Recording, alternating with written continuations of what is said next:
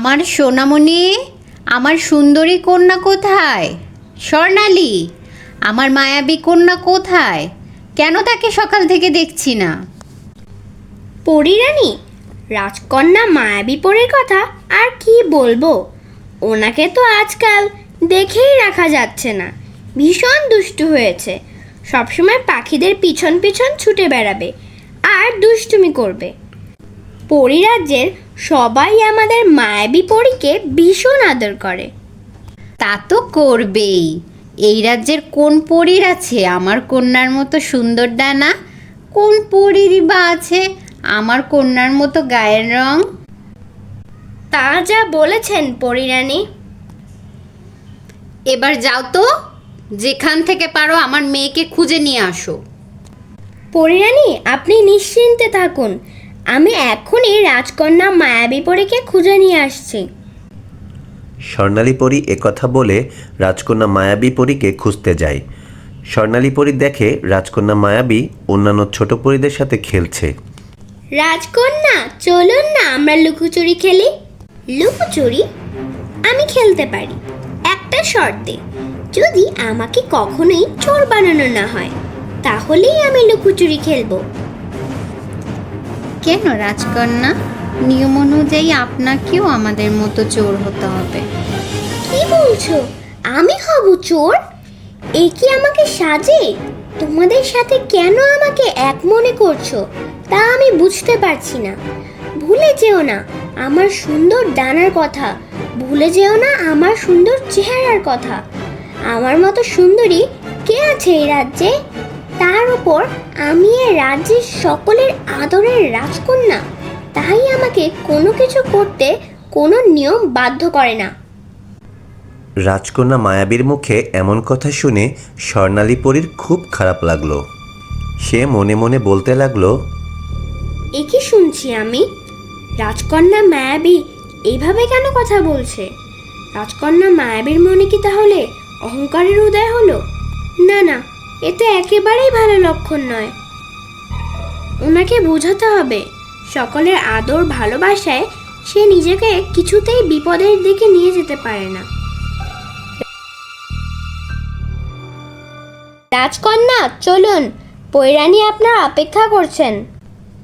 সবে তো আমরা খেলছিলাম স্বর্ণালী পরী, এরই ভেতর তুমি চলে এলে, আমাদের শান্তিতে খেলতেও দিলে না। রাজকন্যা, অনেক খেলেছেন, এখন ফিরে না গেলে পরীরানী রেগে যাবেন। স্বর্ণালী পরী এমন কথা বলার পরে মায়াবী পরী তার সাথে পরীরানীর কাছে ফিরে গেল।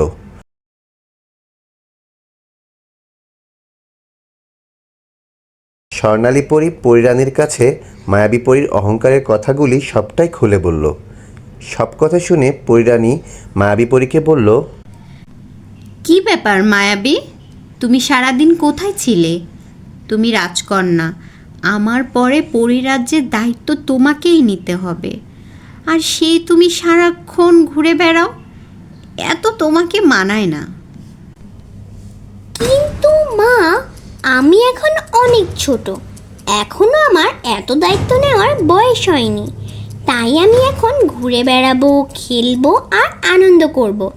তাছাড়া আমার মতো সুন্দরী পরী এত কাজ করা কি মানায়? মায়াবী, সবসময় নিজের সৌন্দর্য নিয়ে অহংকার করবে না। অহংকার সবাইকে ধ্বংসের দিকে ঠেলে দেয়।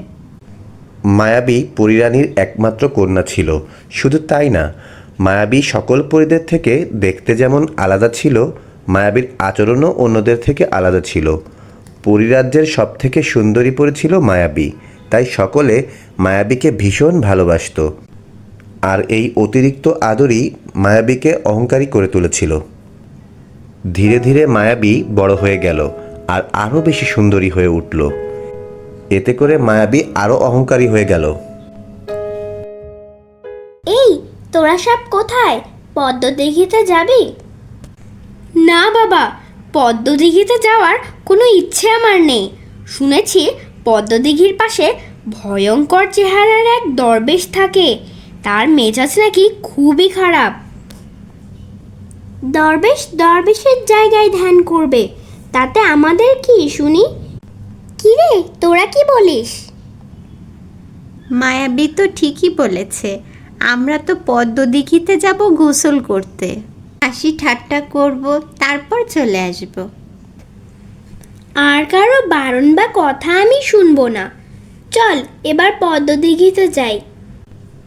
মায়াবী আর তার বান্ধবীরা মিলে পৃথিবীতে নেমে আসে সেই পদ্মদিঘির কাছে।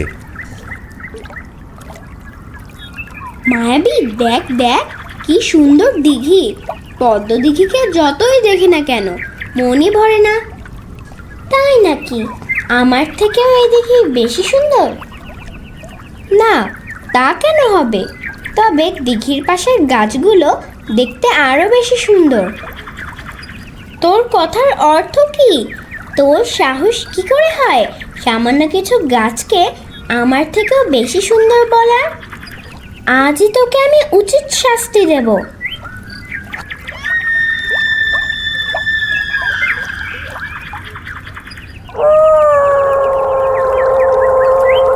হা হা হা, দেখ তোরা সবাই, আমার থেকে অন্য কিছুকে বেশি সুন্দর বলার শাস্তি। চল সবাই, আমরা পদ্মদিঘিতে গোসল করব। রাজকন্যা, দয়া করে আমাকে মাফ করে দিন, আমাকে আগের মতো করে দিন। হা হা হা, হুকা হুয়া ডেকে যা, কোনো লাভ হবে না, কারণ আমি সুন্দরী মায়াবী পরী, পৃথিবীর সবচেয়ে সুন্দর চেহারার পরী আমি কাউকে মাফ করি না। মায়াবী একথা বলে বান্ধবীদের নিয়ে পদ্মদিঘিতে গোসল করতে থাকলো। সকলে মিলে অনেক চিৎকার করতে থাকলো, জোরে জোরে হাসতে থাকলো। এতে করে সেই ভয়ঙ্কর দরবেশ রেগে গেল।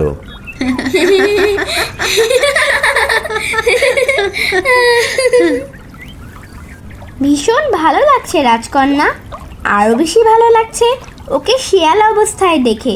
দেখুন দেখুন কিভাবে হুক্কা হুয়া করছে। বেশ হয়েছে, দুঃসাহসিকতা দেখিয়েছিল, তার শাস্তি পেয়েছে। রাজকন্যা, ওই দিকে দেখুন, ওই ভয়ঙ্কর দরবেশের আমাদের হাসির শব্দের সমস্যা হচ্ছে, কিভাবে রেগে যাচ্ছে দেখুন। রাখতে দে, ও আর আমাদের কি করবে। চল আমরা ওকে ঢিল ছুঁড়ে আরও জ্বালাতন করি, এতে করে ও বুঝবে আমাদের প্রতি ওর রাগ প্রকাশ করা ওর কতটা ভুল হয়েছে। মায়াবী বান্ধবীদের সাথে করে নিয়ে দরবেশের গায়ে ঢিল ছুটতে লাগে। দরবেশ এতে করে ভীষণ ক্ষেপে যায় আর ধ্যান বাদ দিয়ে উঠে দাঁড়ায়। এত বড় দুঃসাহস, আমার ধ্যান ভেঙে দাও তোমরা! এত সাহস তোমরা কোথা থেকে পেলে?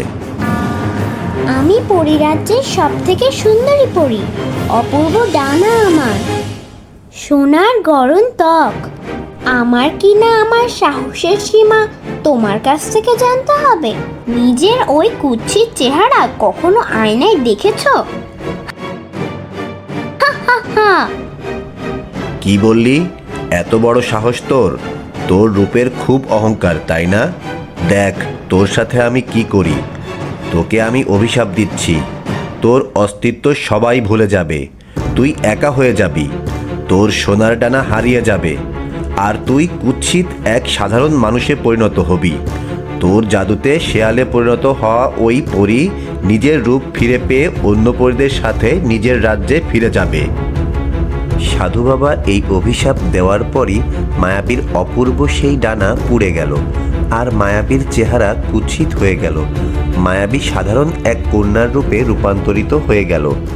পরীরাজ্যের সকল পরীরা, এমনকি পরীরানীও মায়াবীর অস্তিত্বের কথা ভুলে গেল। শেয়ালে পরিণত হওয়া সেই পরী নিজের রূপে ফিরে এলো আর সে নিজেও মায়াবীর কথা ভুলে গেল। না, এ আমার কি হলো? বান্ধবীরা, আমার মাকে গিয়ে আমার অবস্থার কথা বল, আমার দুর্দশার ব্যাপারে বল। আরে, কেই কুৎসিত কন্যা, আর আমাদেরই বা কেন বান্ধবী বলছে? কি জানি, এরকম সাধারণ কুৎসিত মনুষ্যকন্যা কি করে এরকম সুন্দর পদ্মদিঘির কাছে আসে? আমি মনুষ্য কন্যা নই, আমি পরিরাজ্যের সব থেকে সুন্দরী পরী, আমি মায়াবী। হা হা হা, এ তো শুধু কুৎসিতই না, এ তো পাগলও। ছেড়ে দে, চল পরিরাজ্যে ফিরে যাই। সময় মতো না ফিরলে পরিরাজ্ঞী আবার রাগ করবেন। এ কথা বলে পরীরা সবাই মায়াবীকে ফেলে পরিরাজ্যে ফিরে গেল।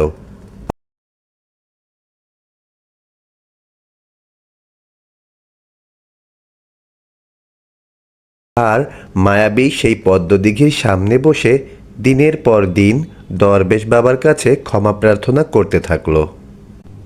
সাধু বাবা, আমাকে ক্ষমা করুন, আমি পরিরাজ্য ছেড়ে এভাবে বেঁচে থাকতে পারবো না। আমি নিজের রূপের বড়াই করে ভুল করে ফেলেছি। দয়া করে আমাকে মাফ করে দিন, মাফ করে দিন আমাকে।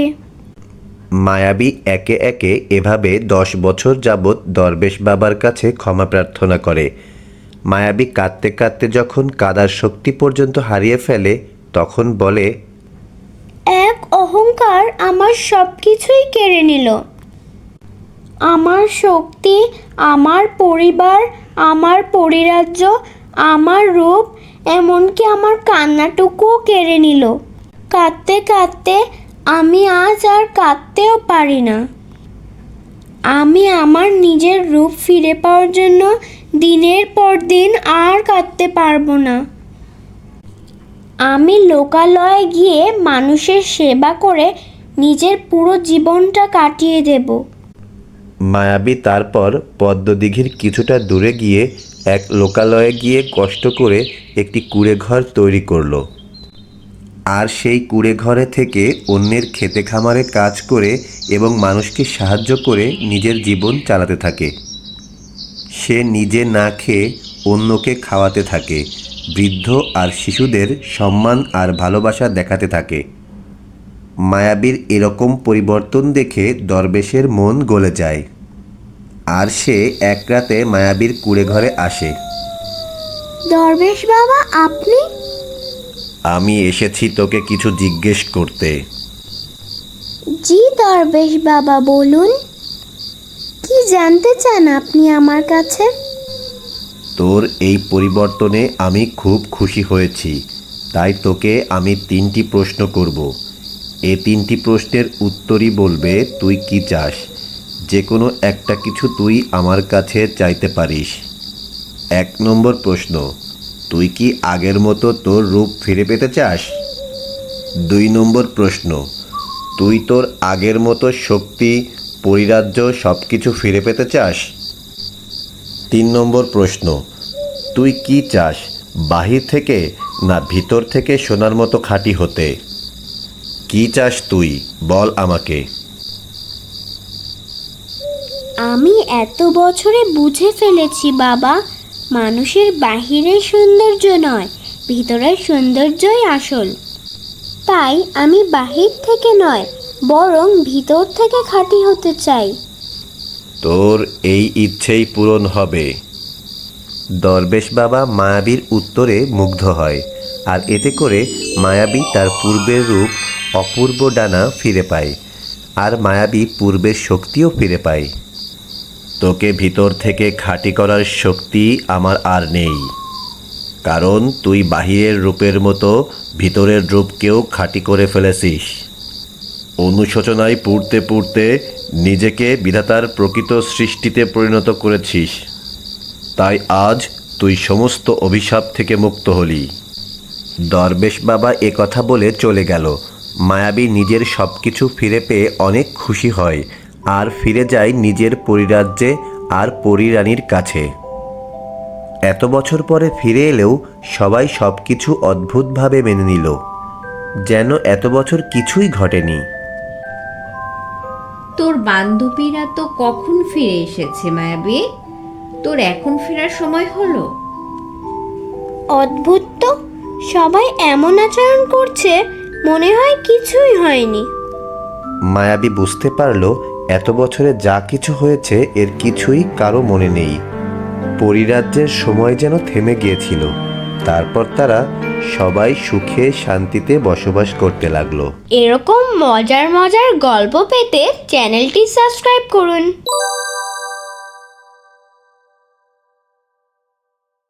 অনেক দিন আগের কথা, শ্যামগড় নামে সবুজ ঘেরা ছোট্ট একটি রাজ্য। রাজ্যের প্রায় 3 কিলোমিটার দূরে বয়ে চলেছে নীলপাড় নদী। রাজা শ্যামশ্রী ও তার 2 পুত্র নিয়ে ছিলেন ভীষণ সুখে। বড় পুত্র ধনবীর আমার। বলুন বাবা, আমি পাশেই আছি। আমার সময় ফুরিয়েছে, এখন যাবার পালা। বাবা, এভাবে বলবেন না, আপনি তাড়াতাড়ি সুস্থ হয়ে উঠবেন। না শোনো ধনবীর, রূপসী আর তপসী এই 2 গ্রাম নিয়ে আমাদের শ্যামগড় রাজ্য। তোমাকে আমি রূপসী আর তোমার ছোট ভাই বলবীরকে তপসী গ্রাম ভাগ করে দিলাম। তোমরা ভাইয়ে ভাইয়ে মিলে মিশে দেখো। বাবা না বাবা।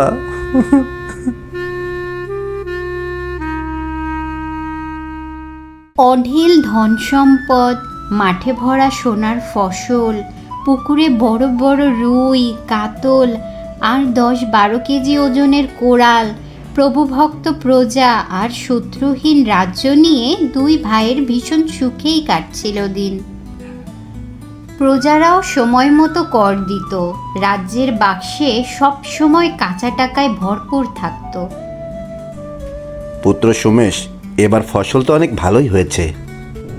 হ্যাঁ বাবা, কিন্তু কিন্তু কেন? বাবা, নদী তো প্রবল বেগে ভাঙন ধরেছে। অনেক প্রজারা ফলনের জমি আর ভিটামাটি হারাচ্ছে। বলো কি? নদী যেভাবে রাতে দিনে চেহারা পাল্টাচ্ছে, এভাবে চললে খুব তাড়াতাড়ি আমাদের এই গ্রাম তপসী বিলীন হয়ে যাবে। খবর পেয়েছি অনেক প্রজারাও রূপসী গ্রামে গিয়ে বসতি গড়ছে। এখন উপায় কি? শুধু দেখা ছাড়া আমাদের আর কোনো উপায় নেই। রাজা বলবীর তার রাজভাণ্ডারের সব অর্থ খরচ করে ফেললেন নদী ভাঙন রোধ করতে, কিন্তু ভাগ্য যেন তার সহায় হলো না। ভাই ধনবীর, নদী আমাদের নিঃস্ব করেছে। এখন কোথায় যাব? তুমিই আমাদের শেষ ভরসা। না না ভাই, এমন তো কথা ছিল না। তোমার সম্পদ তুমি বুঝে নিয়েছিলে, এখন আমিই বা কি করতে পারি? আমার ছোট রাজ্য নিয়ে আমিই তো খুব চিন্তায় আছি। তার উপর আমার আবার 3 ছেলে, তারাও তোমাদের মেনে নেবে কিনা এটাও চিন্তার ব্যাপার। ভাই আমার, আমি এখন কোথায় যাব? দুর্দিনে আশ্রয়দাতা হও, ফিরিয়ে দিও না ভাই। সিপাহী সিপাহী, আমার সময় নেই, ঘোড়া বের করো, রাজ্য ভ্রমণে যাব। এরপর বলবীর তার পরিবারকে নিয়ে কোথায় গেল কেউ তার খবর জানে না। বাবা দেখো, আমাদের শান বাঁধানো পুকুর ঘাটটির চারপাশের গাছগুলোতে কি সুন্দর ফুলে ফলে ভরে আছে। ঠিক বলেছ, চোখ জুড়িয়ে যায়, মনটাও ভরে যায়। বাবা, রাজভাণ্ডারে প্রচুর পরিমাণে সোনার মুদ্রা জমেছে। এত এত মুদ্রা যে সংরক্ষণ করাই মুশকিল হয়ে পড়েছে। এগুলো কি করা যায়? আমি বলি কি, পুকুর ঘাটের পাশে একটি বড় গর্ত করো, তারপর কলসি ভরে সেগুলো মাটিতে পুঁতে রাখো, ভবিষ্যতে কাজে লাগবে। খুবই উত্তম প্রস্তাব। চলো দেরি না করে আজকে আমরা রাতের অন্ধকারে নিজেরাই কাজটা করে ফেলি। ঠিক আছে, আমরা তাহলে প্রস্তুতি নিই।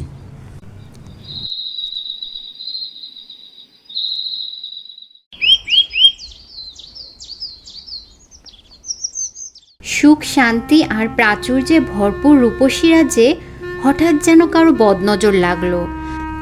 দুর্লভ এক অসুখে রাজ্যের অনেক প্রজা অসুস্থ হয়ে পড়ে আর মারা যেতে থাকে। সেই মহামারী অসুখে পড়ে রাজার 3 ছেলে। এক ছেলে বেঁচে ফিরলেও না ফেরার দেশে চলে যায় 2 ছেলে।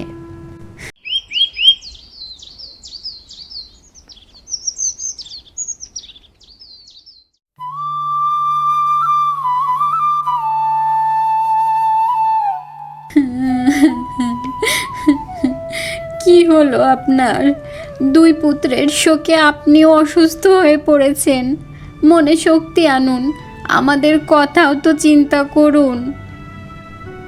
রানী, আমাকে বিদায় দাও, আমি আর সুস্থ হব না। পুত্র রমেশ, তোমার মাকে দেখে রেখো। বাবা, আমার পাশে আপনাকে খুবই প্রয়োজন। আপনি সুস্থ হলেই আমরা আবার রাজকার্য শুরু করব।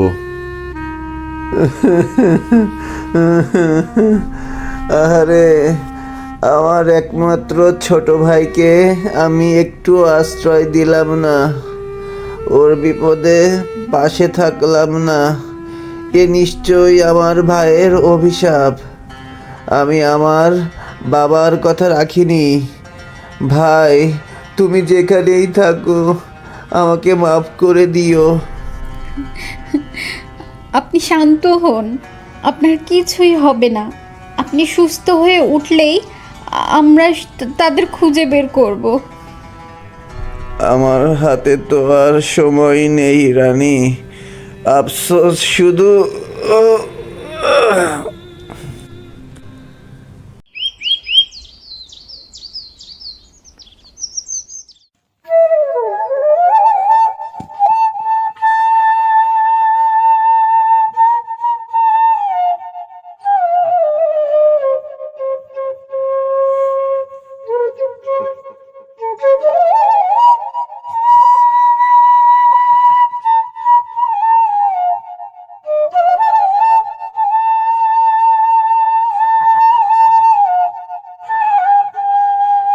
কি ব্যাপার মন্ত্রীমশাই, এবার কর এত কম কেন?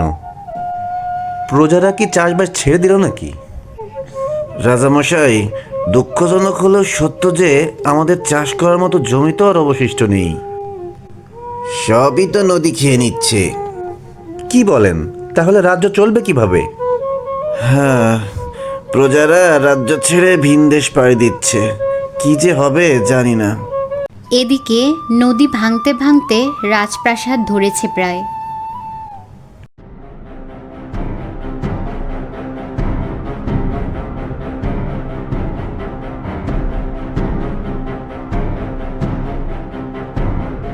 রাজামশাই, রানীমা আপনাকে ডেকে পাঠিয়েছেন। তুমি যাও, আমি আসছি। জয় হুকুম।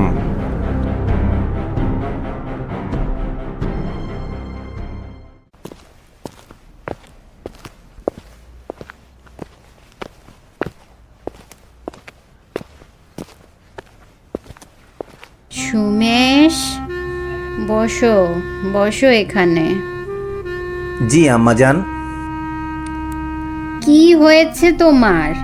শুনেছি সবসময় মন খারাপ করে থাকো, কারো সাথে তেমন কথাও বলো না।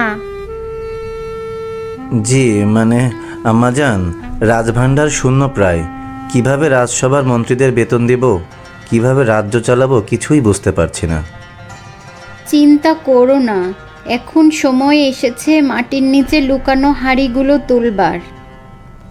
মন্ত্রী মশাইকে সাথে করে নিয়ে স্বর্ণভর্তি হাঁড়িগুলো তুলে নিয়ে এসো। আচ্ছা ঠিক আছে আম্মাজান, আমি তাহলে আসি। আসো।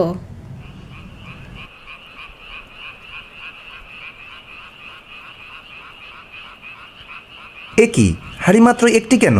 বাকি 4টা হাঁড়ি কোথায়? কিন্তু রাজামশাই, হাঁড়ি তো একটাই দেখছি। এ কি, মাটির নিচে এত বড় সুড়ঙ্গ কেন? এই সুড়ঙ্গ তো নদীর দিকে গিয়েছে। বলো কি? কই দেখি তো। না না না, এ হতে পারে না। বাকি 4টা সোনা ভর্তি হাঁড়ি কি তাহলে সুড়ঙ্গ দিয়ে নদীতে বিলীন হয়ে গেল? হায় হায় হায়! সিপাহী, আরও গর্ত করো, ভালো করে খোঁজো। নাই, আর কিচ্ছুই নাই।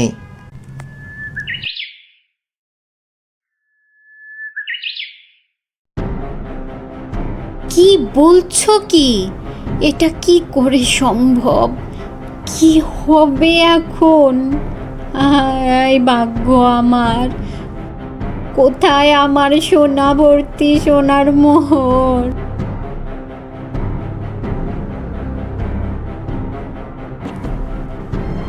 রাজপুত্র, বয়সে আপনি আমার অনেক ছোট, তাই একটা বুদ্ধি দেই। কি বুদ্ধি বলুন মন্ত্রীমশাই। এই বিপদের সময় আপনিই আমার একমাত্র ভরসা। যে এক হাড়ি সোনার মোহর আছে তা দিয়ে অন্য কোথাও অল্প কিছু জমি কিনে ঘর বানানোই হবে বুদ্ধিমানের কাজ। কারণ নদী যে কোনো সময় রাজপ্রাসাদটাও গিলে নেবে। হয়তো আপনি ঠিক বলছেন। দেখি, আমি আম্মাজানকে কথাটা বলে দেখি। আম্মাজান, যত দ্রুত সম্ভব আমাদের এই রাজ্য ছেড়ে অন্যত্র চলে যেতে হবে। কি বলো কি সুমেশ, এই ছিল আমার ভাগ্যে। কোথায় গেল আমার সেই 4টি আড়িবর্তি মোহর? তা দিয়ে তো তোমরা বাকি জীবন কাটিয়ে দিতে পারতে। এখন কি হবে আমাদের? আম্মাজান, আমাদের রাজ্য থেকে কয়েক গ্রাম পরেই বনশ্রী গ্রাম, সেখানেই ছোট্ট একটা ভিটা কিনে বসতি গড়ব ভাবছি। হায় পোড়া কপাল আমার, এও দেখতে হবে। এসব দেখার আগেই কেন আমি মরে গেলাম না? আম্মাজান, আপনি কাঁদবেন না, আমি তো আছি, নিশ্চয়ই একটা ব্যবস্থা হয়ে যাবে। কিছুদিনের মধ্যেই নদী রূপসী গ্রামকে গ্রাস করে নিল। কোনো এক সময় এখানে যে শ্যামগড় রাজ্য ছিল তার কোনো চিহ্ন রইল না। রাক্ষসে নদী রাজাকে প্রজাতে পরিণত করলো। এরকম মজার মজার গল্প পেতে চ্যানেলটি সাবস্ক্রাইব করুন।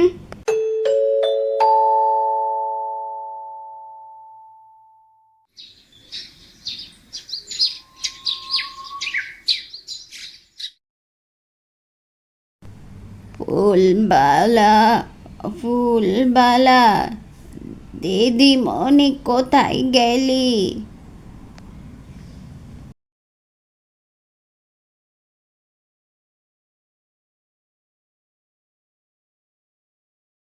দিদি ভাই, এই তো আমি। কিছু লাগবে তোমার? আমি তো তোমার কাছেই ছিলাম। বলো তো কি হয়েছে? না দিদি ভাই, কিছু লাগবে না। একটা স্বপ্ন দেখলাম। কি স্বপ্ন দিদি ভাই? বলো না, বলো না। বলছি, দেখলাম তোর তোর দাদু এসেছে, আমার মাথার কাছে বসে রইলো। তারপর তারপর তারপর কি হলো?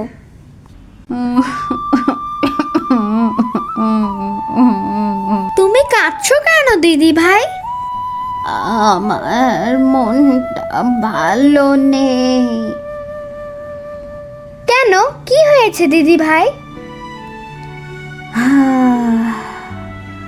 দিদি ভাই, আমার মনে হয় সময় হয়ে গেছে। না দিদি ভাই, এত তাড়াতাড়ি তুমি আমাদের ছেড়ে যেতে পারবে না। তুমি আরো অনেক দিন বাঁচবে। না দিদি ভাই, মনে হয় সে সময় হবে না। এক কাজ কর। কি কাজ? তোর বড় মামাকে একটু ডাক। ফুলবালা তার বড় মামা চন্দনবাবুকে ডাকলো। মামা এলো। মা, কেন রেখেছ? বাবা, আমার বয়স হয়েছে, কখন যে কি হয়। তবে আমার মনে একটা আশা ছিল। কি বলো মা? বাবা, তোরা রাগ করবি না তো? না মা, তুমি এমন কথা বলছো কেন? তোমার কোনো কথায় কাজে আমরা বাধা দিয়েছি? না বাবা, তবু আমার মনের ইচ্ছা তোদের ভালো লাগবে কি না। মা, তুমি বলো, তোমার কি ইচ্ছা? কেউ রাগ করবে না, বরং সবাই খুশি হবে। বাবা, আমার সব চেয়ে বড় নাতনি ফুলবালা, ওর মধ্যে আমি আমাকে খুঁজে পাই। তাই আমার ইচ্ছে হলো আমার শেষ সম্বল, আমার এক জোড়া সোনার দুল আছে, আমি তা ওকে দিতে চাই। মা, সে তো ভালো, সবাই এতে খুশি হবে। আমি সবাইকে ডাকছি।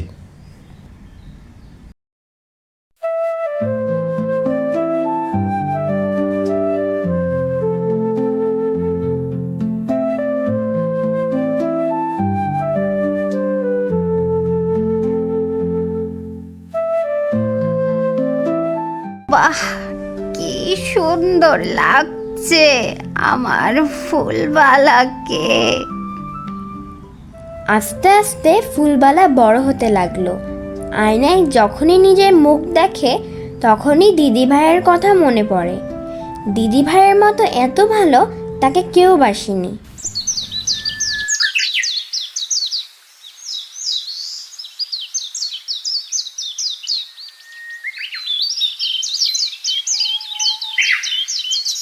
কি খবর তারকনাথ, কেমন আছো ভাই? জি ভালো। হরিদা, আপনি কেমন আছেন? ভালো ভালো তারকনাথ, তোমার মেয়েটার জন্য একটি ভালো সম্বন্ধ আছে, বিয়ে দেবে নাকি ফুলবালাকে? হরিদা, আপনি তো জানেন আমার আর্থিক অবস্থা।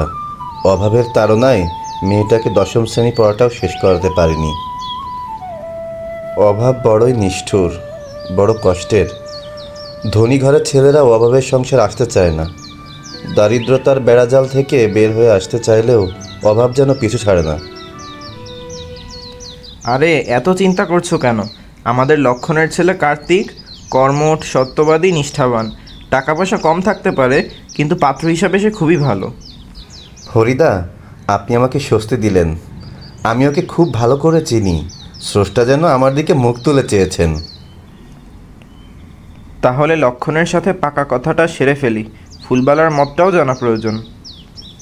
সে আপনি চিন্তা করবেন না, আমি দেখছি। আমি তাহলে আসি ভাই।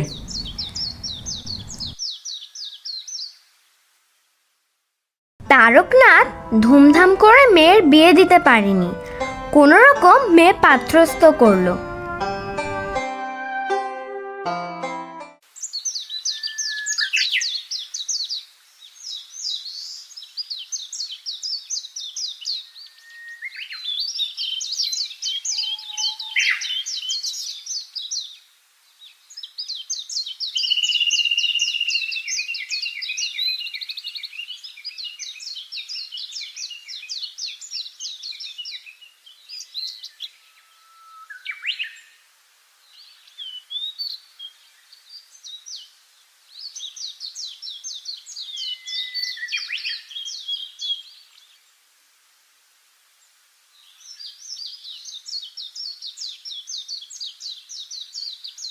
বাবা, তুমি এসেছো?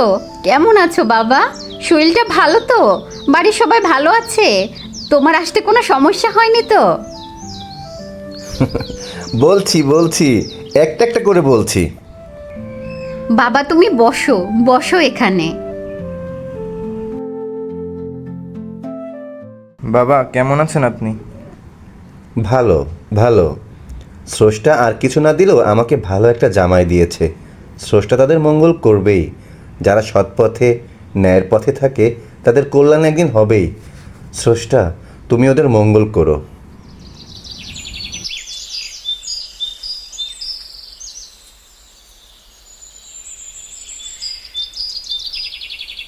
বৌদি, এই নাও, কিছু শুকনো মুড়ি আর বাতাসে এনেছি, খেয়ে নাও। তোমাদের সংসারে অভাব অনটন দেখে আমার ভীষণ কষ্ট হয়। প্রতিবেশী হলেও তো আমার একটা দায়িত্ব আছে। এদিকে তারকনাথ দারও তো বয়স হয়েছে। আমার কোনো কষ্ট নেই বৌদি। আমার ফুলবালার দুটো ছেলে সন্তান হয়েছে। ওরা খুবই মেধাবী, ক্লাসে প্রথম হয়। ওদের দেখে আমার মনটা ভরে যায়। তোমার নিজের সংসার যে অভাব কষ্টে চলে, তাতে ওদের অভাবে যে একটু সাহায্য করবে তারও তো কোনো রাস্তা নেই। দেখো তুমি, আমার ফুলবালার 2 ছেলে অয়ন আর চয়ন অনেক বড় হবে, বড় চাকরি করবে। ফুলবালার আর কোনো কষ্ট থাকবে না। তাই যেন হয় বৌদি। নাও এবার মুড়ি খাও।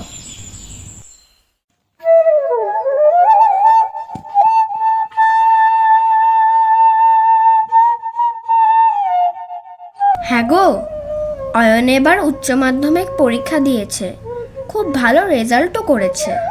ও ঢাকা যেতে চায়। বাড়ি থাকলে ছেলেটা ভালো কিছু করতে পারবে না, কিন্তু টাকা পয়সা কই পায়?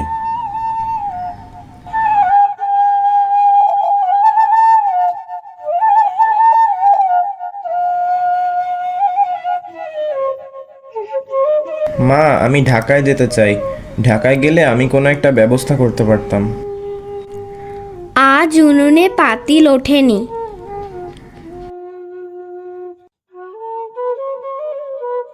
টাকা ছাড়া ঢাকায় যেয়ে তুই কি করবি? স্রষ্টা কোনো একটা ব্যবস্থা করবেন বাবা। ভেবে পাচ্ছি না কি করা যায়। অয়ন যখন ঢাকায় যেতে চায় ওকে যেতে দাও। কিন্তু কিছু টাকা তো দরকার। এই নাও, এই সোনার দুলঝুরা বিক্রি করে ওকে কিছু টাকা দাও, আর কিছু চাল কিনে আনো। ফুলবালা, এছাড়া আর কিছু করার নেই। কিন্তু তোমার এতদিনের স্মৃতি। মা, তোদের কোনো কথাই আমি শুনবো না। বাবা তুই ঢাকা যা, স্রষ্টা চাইলে অনেক সোনার দুল কিনতে পারবো।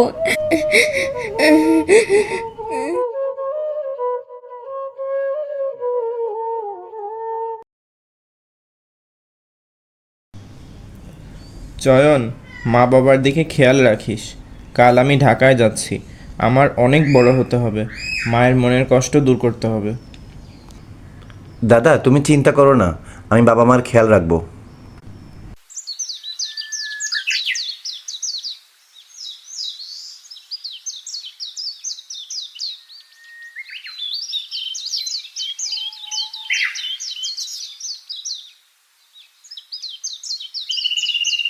তুই একদিন অনেক বড় চাকরি করবি, আমাদের কোনো অভাব থাকবে না।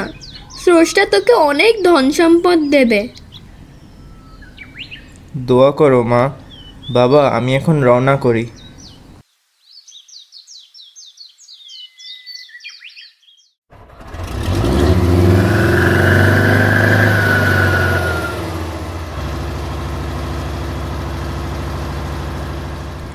অনেক কষ্ট দুঃখ করে অয়ন ঢাকা বিশ্ববিদ্যালয়ে চান্স পেল। 2-3 জনকে পড়াতো। ধীরে ধীরে তার জীবনের গতি পাল্টে গেল। ভাগ্যক্রমে সে বিসিএস পাশ করে প্রশাসন ক্যাডারে চান্স পেল। রাতারাতি পাল্টে গেল অয়ন ও চয়নের জীবন। ফুলবালার অভাব ঘুচে গেল।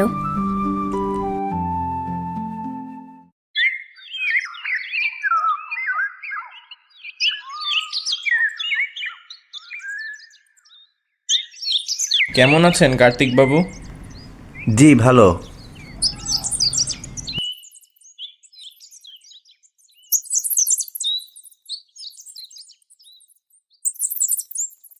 দেখেছো, মানুষের ভাগ্য পাল্টাতে সময় লাগে না। কি ছিল আর কি হলো। হ্যাঁ হ্যাঁ, ঠিকই বলেছো।